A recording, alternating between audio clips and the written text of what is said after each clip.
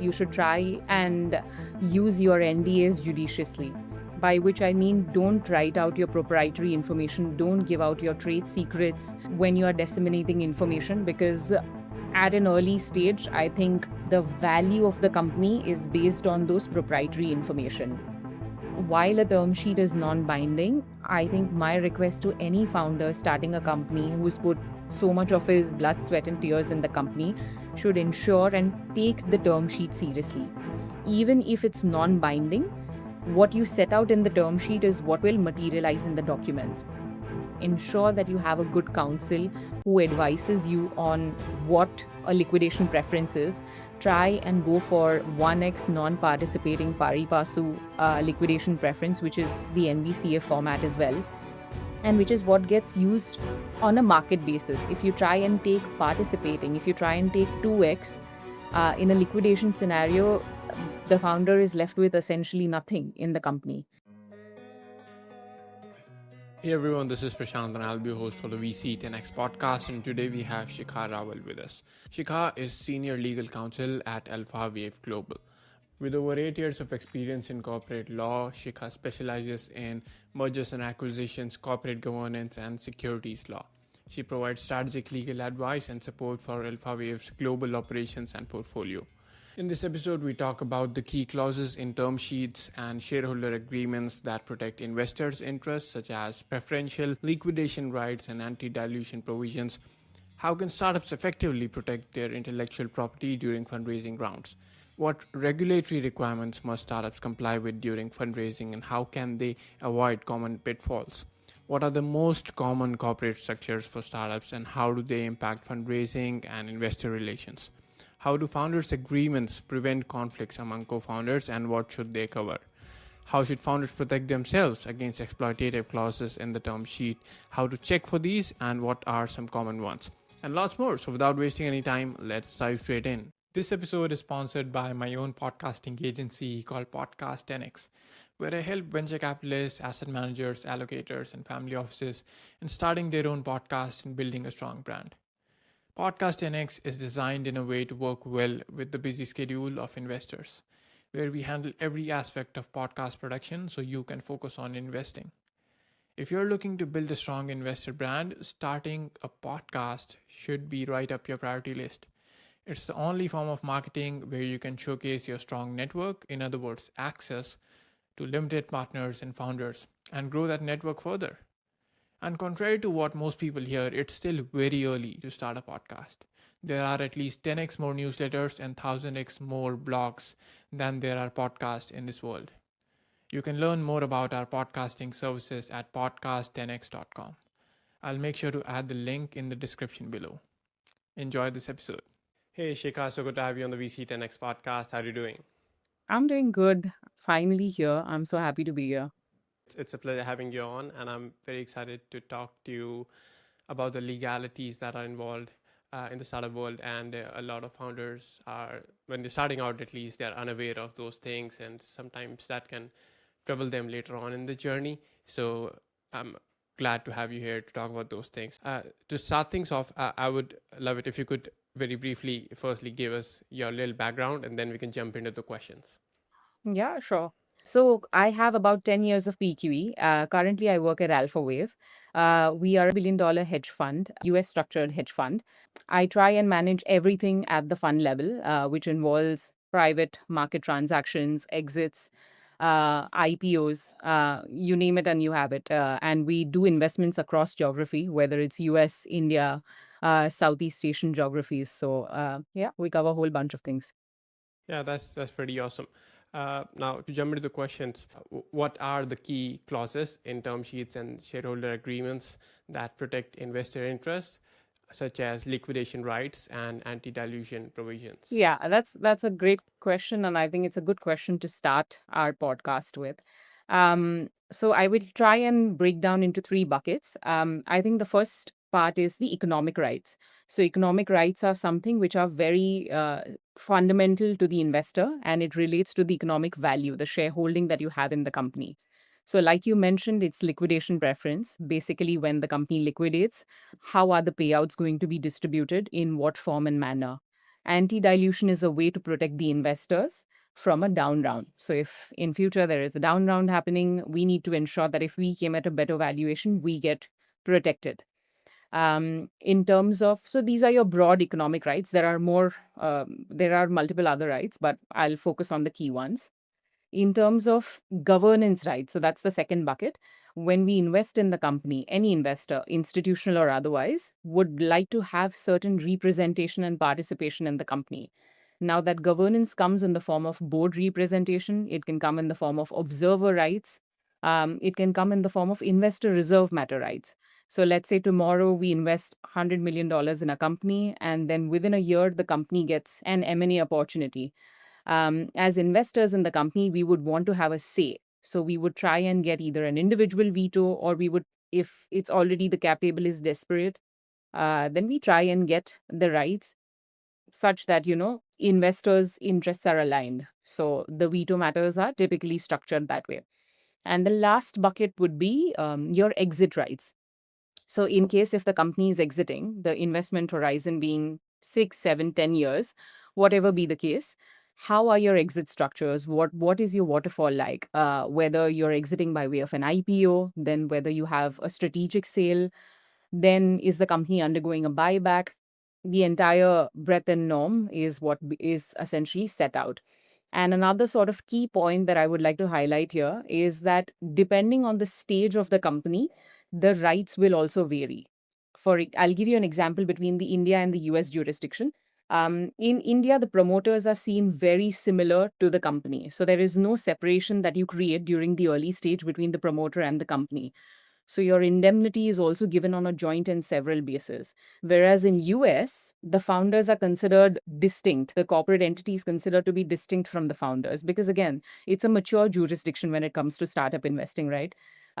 So there, the indemnity provisions are not flavored in a manner like joint and several indemnity.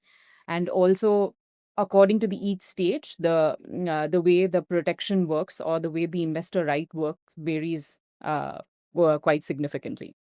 Absolutely. That's quite informative.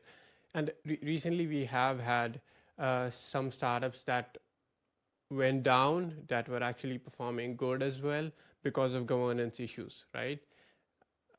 How you, as investors, when you're investing, protect against those sort of things happening?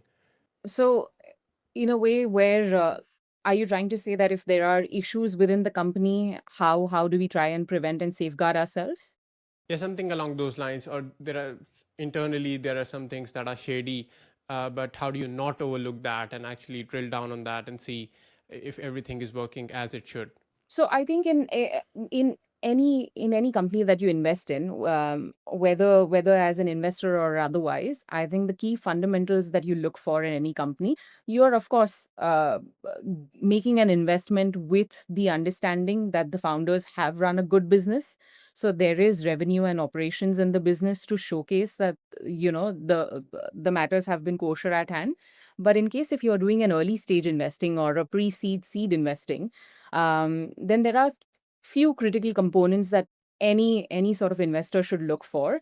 One is, of course, your legal diligence. How are you conducting your legal diligence? So one of the critical components that you typically look for in any diligence is how the company is being run. To go to sort of nuance that further, I'll not go into the nitty gritties of whether the company is compliant with like a legal registration requirement and all of that. But let's say if the company is based in a biotech segment and it does not procure an important license, then, or it does not have an important IP, and it's based, the entire business of the company is based on that IP, then it becomes a critical matter. If the company has an IP infringement case, again, it becomes a very important item because there could be a potential valuation adjustment, right? Because it's one of the key components. Um, Going back to the same example, if let's say the company is in a position where it showcases to us that, we are in a position to apply for a patent, or we have gotten a provisional patent, it's just pending final patent, then you can structure the deal accordingly. You can try and invest by way of a safe, simple agreement for future equity, very common in US, not as much in India. And then once the patent has been obtained or the license has been procured, at that given point of time, you move from a safe to an equity instrument. Um, Another sort of key important right is also enforcement. In India, more specifically rather than in US, you have all your rights under an SHA, but those SHA rights also have to be translated into your charter document. Because what happens is you're contractually protected, and then statutorily you don't have a right, so your enforcement is limited. So these are key things that no one typically looks out for, but then it becomes an issue at a later stage of time when, like you said, things are going the wrong way and you want to exit. So these are some of the items that one should keep in mind. Right. Absolutely. And talking about the other side of the equation, how can startups effectively protect their intellectual property during fundraising rounds? Yeah. So I think this is also a very interesting question because at the time when everything is hunky dory, it's going well, and founders are in the mindset of raising capital, these are not things that you think for. But I think the few critical points is one, which is a very obvious one, is that you should try and use your NDAs judiciously. By which I mean, don't write out your proprietary information, don't give out your trade secrets when you are disseminating information, because at an early stage, I think the value of the company is based on those proprietary information. I don't know if you know, but so Theranos, you remember, right? Elizabeth Holmes, her company went down for a whole bunch of reasons. Yes. But one of the reasons, which is not highlighted a lot of times, is the fact that her proprietary information was something that she shared with her friend. And his friend, Richard, went out and obtained a lot of patents on the basis of that proprietary information. So when she did the filing, it became all late stage because she was not able to get ahead in the race. So the company went down for a whole bunch of reasons, but this was one of the key sort of components also which contributed to the downfall. Um, so yeah, using your NDA, giving out information judiciously.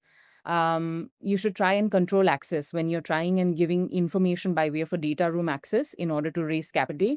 You should try and limit the access. So give it by way of a secure link, watermark your documents. Um, and I think the most fundamental and the most critical one is to register your IP. Prashant, it amazes me till this date, especially in India, where a company is raising Series C round, raising Series B round, and the IP is still registered in the name of the employees and the founders. So the moment you make any investment, the important bit is that the IP has to be in the name of the company. Because, I mean, naturally, right? If the employee leaves the organization tomorrow, then you're left with nothing. So I think registering IP early on is one of the key critical components, along with disseminating information in a limited manner. Absolutely. And since you're aware of, both these environments, whether it's the Indian startup environment or the US, and I believe you're also familiar with some about how the UAE ecosystem also functions, right? So founders, let's say Indian founders who are looking to register their company somewhere, what would be the best place for them to register the company? Would it be like somewhere like Dubai, or there are free zones in Dubai, or there is USA, there are C Corp in India, the other option? Which one of the three do you think is the better option? So it's not one size fits all. So I cannot say that one jurisdiction is best. It depends on what is it that you want to do, right? Typical structures that I have seen operate as follows, right? You, like you mentioned, one is your Delaware C Corp. So your structure will be as follows. You have a holding company and then you have an operating company. The holding company for the jurisdictions in the West will be registered in Delaware. For jurisdictions in the East will be registered in Singapore or UAE, because again, those are jurisdictions where the enforcement rate is high, where there is no uncertainty, minus the political turmoil that's happening right now, but there is no uncertainty in the way laws are implemented.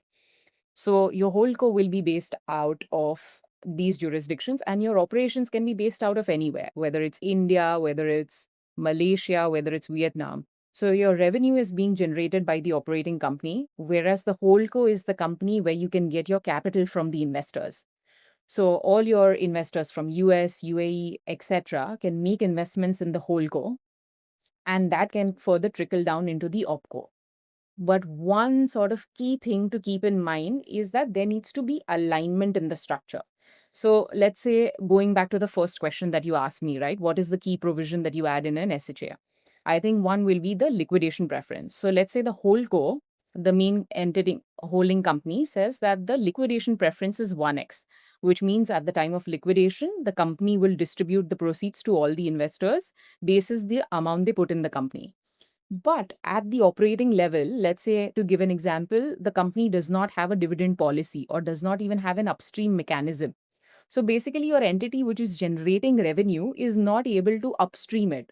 So even if you have a protection at a holding company level, it's not going to help you or it's not going to translate it back to you. So it's very important to have alignment in all of these structures. Yeah, quite interesting. And which one of the three? Are you saying that you can register your holding company uh, in maybe the US or Singapore, and you can still operate wherever your market is, Yes, right? very much. And yeah, so it just makes sense to choose the best jurisdiction to register the holding company. And you are saying that that would be probably the USA or Singapore. Yeah, because the timelines are also short, right? If you want to incorporate a company in Singapore or if you want to incorporate a company in Delaware, it's much more easier and faster in comparison to India. In India, it would take anywhere between 3 to 4 weeks, depending on the Mhm. sector, depending on the requirements. But it's much faster for other jurisdictions. So it's generally preferred. Right. Yeah. And what about UAE? Is that again a longer process there? I think there How does that also work? a typical timeline is between 3 to 4 weeks, but it can be fast tracked. So you can incorporate it faster, depending again on the sector, depending again on what you're making the regulations at. Yeah. Got it. Very interesting. So, what regulatory requirements must startups comply with during fundraising, and how can they avoid common pitfalls? So, like I said, so one is I think the importance should be on the structure. Like, what is the structure that you're operating with? To give comfort to, let's say, if an investor comes from US, to give him comfort, have the whole co-operating structure and have your operations in the market that gives you revenue, right? So that's number one.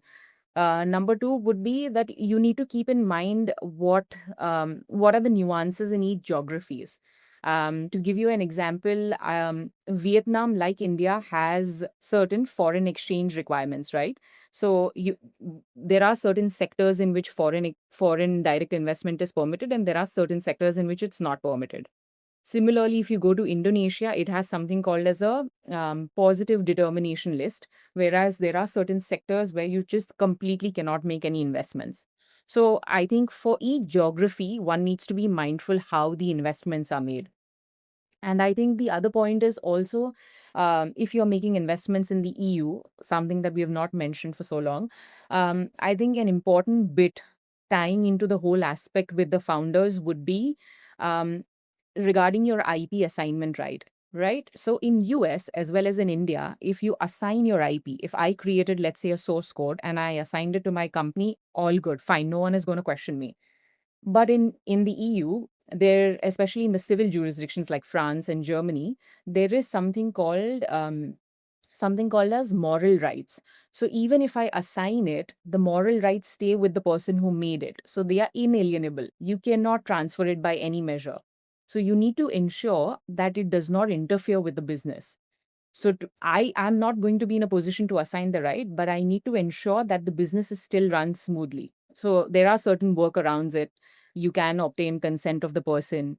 But yeah, these are certain key aspects that you should keep in mind for each jurisdiction. Great. So, how do founders' agreements prevent conflicts among co founders, and what all things should they cover?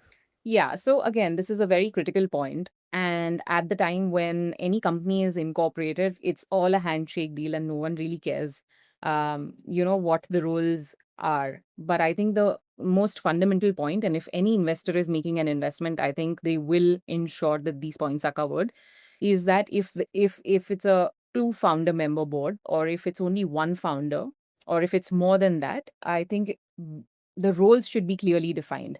The founder should know what he needs to do, the C suite executives need to know what they need to do, and it should be clearly crystallized in the documentation so that when the company is raising Series D round and one of the founders does not want to continue to stay invested in the company and he wants to leave, there is a mechanism provided at the start that if this founder leaves, then his shares will be transferred either back to the company will buy it at this rate, or it will be given to the founder.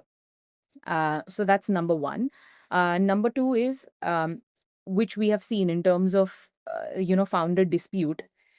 If the agreement does not provide for how the dispute or how a deadlock between the founders is to be resolved, then it results into a whole bunch of issues.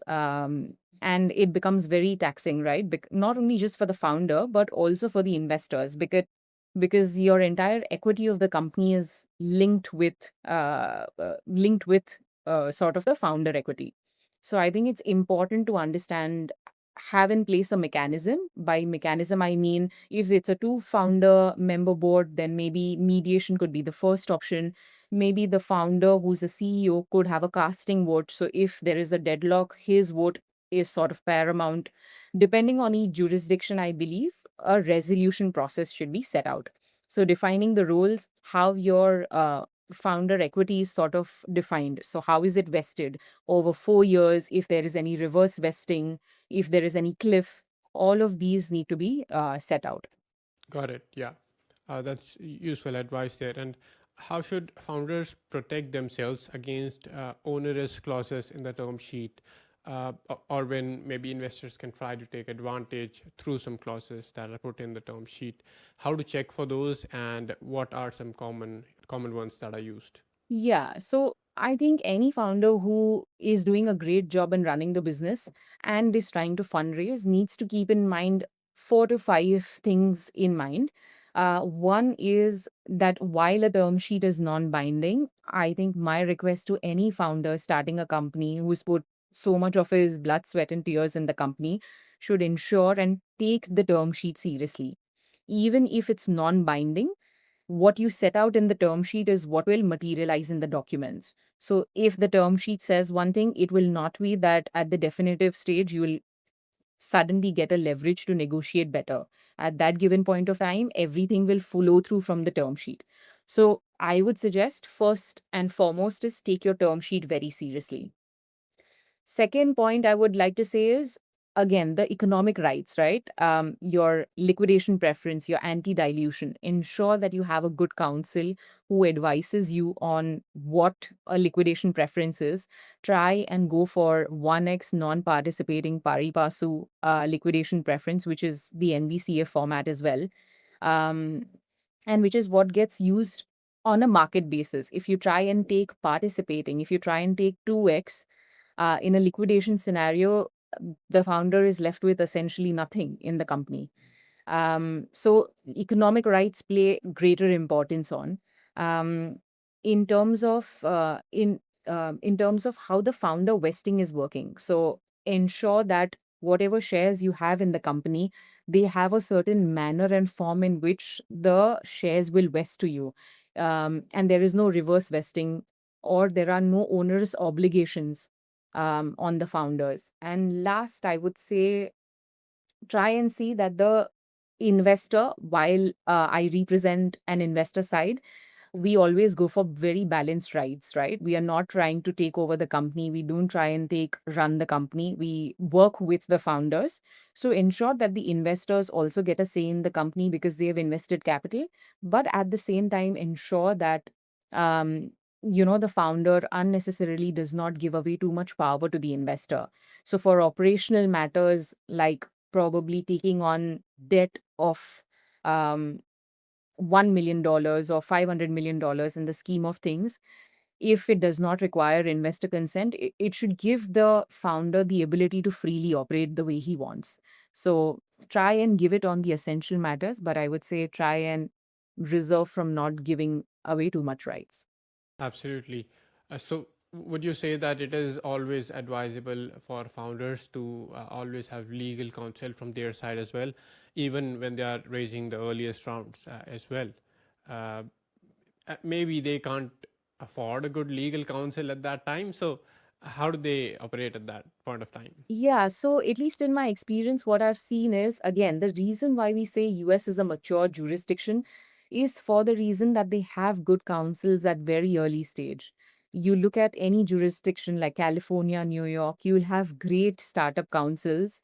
And essentially, what happens is if an investor is coming and putting in the money, then that money is what gets translated into the company, and a portion of that can be utilized towards a good counsel.